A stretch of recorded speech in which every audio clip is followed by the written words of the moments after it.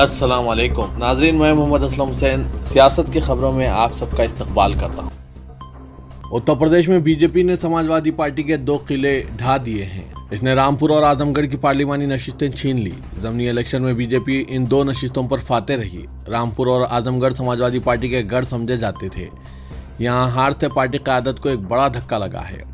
रामपुर और आजमगढ़ समाजवादी पार्टी के 2 कदावर कायदीन अखिलेश यादव और आजम खान के हल्के थे। समाजवादी पार्टी सदर अखिलेश यादव आजमगढ़ से रुकने पार्लियामेंट थे। मार्च में असेंबली इलेक्शन जीतने के बाद उन्होंने ये नशिस्त खाली कर दी थी। उन्होंने तमाम आजमगढ़ में इंतखाबी मुहिम नहीं चलाई, जिससे सियासी हलकों में कई सवालात उठ खड़े हुए थे। अखिलेश ने अपने चाचा शिवपाल यादव को तक आजमगढ़ में मुहिम चलाने की इजाज़त नहीं दी। इस हलके से अखिलेश के रिश्ते के भाई धर्मेंद्र यादव मैदान में थे। आजमगढ़ में मायावती की बीएसपी ने एक मुस्लिम उम्मीदवार गुड्डू जमाली को मैदान में उतारकर समाजवादी पार्टी को हराया। जमाली ने 2 लाख से ज्यादा वोट लिए, जिसके नतीजे में बीजेपी के दिनेश लाल यादव की जीत आसान हो गई। रामपुर में घनश्याम लोधी ने समाजवादी पार्टी को शिकस्त दी। यहाँ बीजेपी को 52% और समाजवादी पार्टी को 46% वोट मिले हैं। रामपुर में पार्टी की हार आजम खान के लिए जाती धक्का है, जिन्होंने ज़मीनी इलेक्शन में अपनी पार्टी को जिताने अनथक जद्दोजहद की थी। कुल हिंद मजलिस इत्तेहादुल मुस्लिमीन के सदर व रुकन पार्लियामेंट हैदराबाद असदुद्दीन ओवैसी ने कहा कि आज उत्तर प्रदेश के रामपुर और आजमगढ़ के लोकसभा ज़मीनी इंतखाबात के नतायज से ये साफ जाहिर होता है कि समाजवादी पार्टी बीजेपी को शिकस्त देने की सलाहियत नहीं रखती है। वाज़ेह के बीजेपी उम्मीदवार घनश्याम लोधी ने रामपुर की पार्लिमानी नशिस्त पर ज़मीनी इंतखाब में अपने करीबी हरीफ समाजवादी पार्टी के उम्मीदवार को ज़्यादा 42,000 वोटों से शिकस्त दे दी है, जबकि भोजपुरी अदाकार व गुलकार और बीजेपी उम्मीदवार दिनेश लाल यादव 9,060 की वोटों की अक्सरियत से जीत रहे थे। इलेक्शन कमीशन ऑफ इंडिया ने यह बात बताई। ओवैसी ने हिंदी में ट्वीट किया, रामपुर और आजमगढ़ के नतायज से साफ जाहिर होता है कि समाजवादी पार्टी बीजेपी को शिकस्त देने की अहलियत या सलाहियत नहीं रखती। मुसलमानों को चाहिए कि वो ऐसी फजूल पार्टियों पर अपने कीमती वोट ज़ाया करने के बजाय खुद अपनी आज़ादाना सियासी शिनाख्त बनाएं और अपनी किस्मत का फैसला खुद करें। असदुद्दीन ओवैसी ने मजीद कहा कि रामपुर और आजमगढ़ के इंतखाबी नतायज से यह साफ जाहिर होता है कि समाजवादी पार्टी में बीजेपी को शिकस्त देने या हराने की सलाहियत नहीं है। मुंबई की पायाधोनी पुलिस के समन के बावजूद बीजेपी के मुअत्तल तर्जुमान और बदज़बान लीडर नुपुर शर्मा पूछताछ के लिए हाजिर नहीं हुई, जिसके बाद मुंबई पुलिस जल्द ही इसके खिलाफ दूसरा समन जारी करने पर गौर कर रही है। याद रहे कि नुपुर शर्मा के खिलाफ पायाधोनी पुलिस स्टेशन में FIR रजा एकेडमी ने दर्ज कराई थी। पायाधोनी पुलिस के एक अफसर ने बताया कि बीजेपी लीडर नुपुर शर्मा के खिलाफ केस दर्ज किए जाने के बाद 11 जून को इसे पहले ईमेल के जरिए फिर पुलिस के जरिए समन रवाना किया गया था। इसे पुलिस के रूबरू आकर बयान दर्ज कराना था, लेकिन वो नहीं आई और हाजिर ना होने की कोई इत्तला भी नहीं दी। उन्होंने बताया कि इस सिलसिले में आगे की कार्रवाई के लिए सलाह व मशवरा हो रहा है और आज यानी पीर को कोई फैसला किया जा सकता है। इस बात का कभी इम्कान है कि नबी करीम सल्लल्लाहु अलैहि वसल्लम की शान में गुस्ताखी की जसारत की नुपुर शर्मा के खिलाफ दूसरा समन जारी कर दिया जाएगा। इससे कबल वो कोलकाता पुलिस के भी 2 समन नजरअंदाज कर चुकी है। बहरान और बगावतों पर काबू पाने के लिए शिवसेना एक तरफ जहां अपने तंजीमी ढांचे को मजबूत करने और कारकुनों को यकजा रखने के लिए सरगर्म हो गई है, तो दूसरी जानिब इसने बागियों के ताल्लुक से रवैया सख्त करते हुए इन्हें इस्तीफा देकर अपने बलबूते पर दोबारा इलेक्शन जीत का दिखाने का खुला चैलेंज किया है।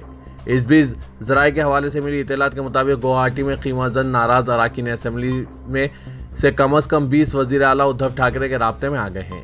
शिवसेना के लिए यह खबर जहां इत्मीनान बख्श है, वहीं ये इत्तला परेशान कुन है कि इसका 9वां वजीर बागियों के खीमे में शामिल हो गया है। शिवसेना सरबराह उद्धव ठाकरे के फर्जंद और रियासती वजीर आदित्य ठाकरे ने इतवार को बाकी लीडरों को शैतानी ख्वाहिशत का हामिल करार देते हुए पूरे एतमाद लहजे में कहा कि अगर तमाम MLA बागी हो जाएं तब भी जीत पार्टी की होगी। लगातार दूसरे दिन मुंबई में पार्टी कारकुनों से खिताब करते हुए आदित्य ठाकरे ने कहा कि बागियों के लिए पार्टी और रियासत के दरवाजे बंद हो चुके हैं। उन्होंने अलम बगावत बुलंद करने वाले शिवसेना के अरकान ने पार्लियामान और वजीरों को खुला चैलेंज किया और कहा, दोबारा इलेक्शन लड़कर दिखाओ, हम इस बात को यकीनी बनाएंगे कि तुम जीत ना पाओ। बीजेपी महाराष्ट्र में जारी सियासी ड्रामे से लाताल्लुक होने का दावा कर रही है, मगर इसके सीनियर लीडर और मरकजी वजीर राव साहब दानवे ने पेशगोई की कि रियासत में महाविकास अघाड़ी की हुकूमत के 2-3 दिन ही बचे हैं। जालना में महकमा ज़राअत की एक इमारत के इफ्तिताह के मौके पर मरकजी वजीर ने एनसीपी लीडर और रियासती वजीर राजेश टोपे की मौजूदगी में कहा कि महाविकास अघाड़ी को अपने बकिया तरक्याती काम जल्द अज जल्द मुकम्मिल कर लेने चाहिए, क्योंकि बीजेपी 2-3 दिन ही अपोजिशन में रहेगी।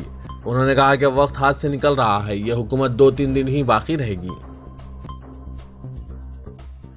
अग्निपथ स्कीम के सिलसिले में हुकूमत पर अपनी तनकीदों में शिद्दत पैदा करते हुए कांग्रेस ने कहा कि मोदी हुकूमत फौज में भर्ती की नई स्कीम लाते हुए नौजवानों के मुस्तकबिल से खिलवाड़ कर रही है और इसे अपना तुगलकी फैसला वापस लेना चाहिए। कांग्रेस के 20 सीनियर कायदीन और तर्जुमानों ने कई शहरों में अग्निपथ की बात युवाओं के साथ विश्वासघात के ज़ेर उन्वान प्रेस कॉन्फ्रेंस से खिताब किया और स्कीम को वापस लेने का मुतालबा किया। पार्टी ने स्कीम की वजह से कौमी सलामती को खतरा लाहक होने और नौजवानों में बेचैनी फैल जाने का हवाला दिया। कांग्रेस ने कहा कि वो इस मुखालिफ नौजवान और मुल्क दुश्मन स्कीम के खिलाफ सारे मुल्क में हर असेंबली हल्के में एहतजाज करेगी।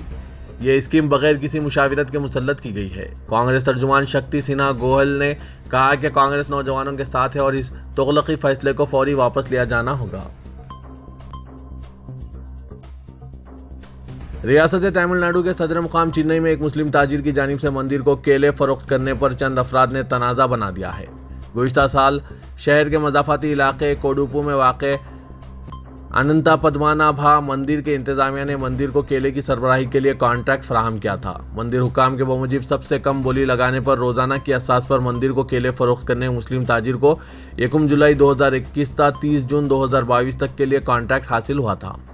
इस कॉन्ट्रैक्ट के जारी होने काफ़ी वक्त बाद दाएं बाजू की हिंदू तंजीम को एहसास हुआ कि मंदिर को हासिल हो रहे केले का सरबराह कुनिंदा एक मुसलमान है।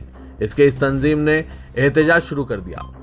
मंदिर इंतजामिया ने बताया कि हमने गुज़िश्ता साल केलों की फराहमी के लिए कई ताजिरों से कोटेशन हासिल किया था, जिनमें से मुसलमान ताजिर ने सबसे कम कीमत पर मंदिर को केले फराहम करने का टेंडर भरा। इस पर इसे ये कॉन्ट्रैक्ट दिया गया। ताहम अब हिंदू तंजीमों ने मंदिर को मुसलमानों की जानिब से केले फराहम करने का मामला सोशल मीडिया पर वायरल करते हुए एहतजाज मुनज़्ज़म किया। मंदिर के मुंतज़िमीन जिन्होंने हालिया दिनों अपने ओहदे का जायज़ा हासिल किया है, उन्होंने एहतजाजियों से कहा कि वो 30 जून के बाद ही इस मसले का हल बरामद करेंगे, जब ये कॉन्ट्रैक्ट खत्म हो जाएगा।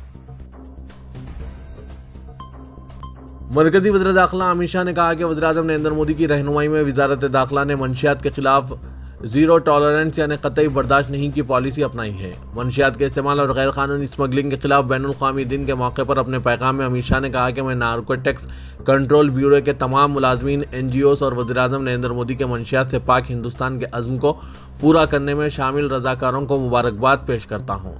अमित शाह ने कहा कि आज़ादी के 75वें साल में हमने फैसला किया है कि अमृत काल के इस दौर में वज़ीर आज़म नरेंद्र मोदी के मंशियात से पाक हिंदुस्तान के मुतालिबे को एक मजबूत अज़्म बनाना है। इराक़ के वज़ीर-ए-आज़म मुस्तफ़ा अल-काज़मी सऊदी अरब के सरकारी दौरे पर जिद्दा पहुंचे, जहां सऊदी वली-ए-अहद नायब वज़ीर-ए-आज़म और वज़ीर दिफ़ा शहज़ादा मोहम्मद बिन सलमान बिन अब्दुल अज़ीज़ ने अल सलाम पैलेस में इनका इस्तकबाल किया। सऊदी खबर रसां एजेंसी SPA के मुताबिक मुलाकात के मौके पर दोनों रहनुमाओं ने दोनों बरादर मुल्कों के दरमियान दो तरफ़ा ताल्लुकात और मुश्तरका ताउन के शोबों का जायज़ा लिया। इसके अलावा इलाकाई सलामती और इस्तेहकाम की हिमायत पर जोर दिया। इराक़ के वज़ीर-ए-आज़म के दफ्तर ने इत्तला दी है कि अल-काज़मी ने सऊदी वली-ए-अहद से मुलाकात की, जिसमें दो तरफ़ा और इलाकाई उमूर पर तबादला ख्याल किया गया। तेलंगाना के वज़ीर आला के चंद्रशेखर राव टी हब नए मरकज़ का 28 जून मंगल को इफ्तिताह करेंगे। वज़ीर IT के तारक रामाराव ने एक ट्वीट के जरिए ये इत्तला दी। KT रामाराव ने ट्वीट में टी हब के नए मरकज़ की तस्वीर भी पेश की और कहा कि इन्हें यह ऐलान करते हुए खुशी हो रही है कि चीफ मिनिस्टर के चंद्रशेखर राव टी हब के नए मरकज़ का 28 जून को इफ्तिताह करेंगे।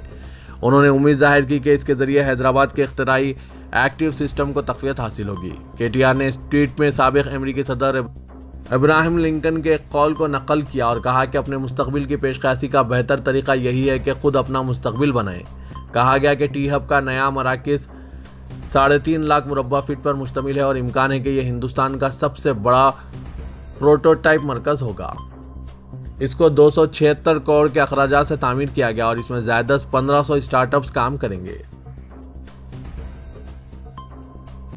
तेलंगाना बीजेपी के 2 सीनियर कायदीन ने आज कांग्रेस में शमूलियत इख्तियार कर ली। साबिक़ वज़ीर लेबर बी जनार्दन रेड्डी ने प्रदेश कांग्रेस सदर रेवंत रेड्डी की सदारत में कांग्रेस में शमूलियत इख्तियार कर ली। जनार्दन रेड्डी चेन्नौर हल्का असेंबली से 4 मरतबा तेलुगु देशम टिकट पर मुंतखब हो चुके हैं। इस दौरान कागज नगर टाउन के बीजेपी लीडर रवि श्रीनिवास ने भी बीजेपी से तर्क ताल्लुक़ करते हुए कांग्रेस में शमूलियत इख्तियार कर ली।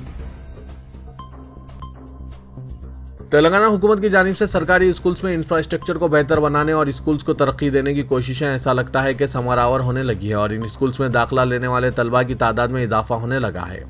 इसी तरह जिला करीमनगर के कारखाना गड्ढा इलाके के सरकारी प्राइमरी स्कूल्स में अब दाखिले बंद होने का बोर्ड लगा दिया गया है।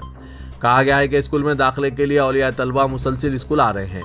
खातिर ख्वाह तादाद में दाखिला देने के बाद दाखिले बंद कर दिए गए हैं। अब तक देखा जाता था कि बड़े कॉन्वेंट और कॉरपोरेट स्कूल्स में दाखिले बंद का बोर्ड दिखाई दिया करता था, ताहम अब ये बोर्ड एक सरकारी स्कूल पर भी दिखाई देने लगा है, जिस पर कहा जा रहा है कि ये स्कूल्स की हालत को बेहतर बनाने हुकूमत की कोशिशों का नतीजा है।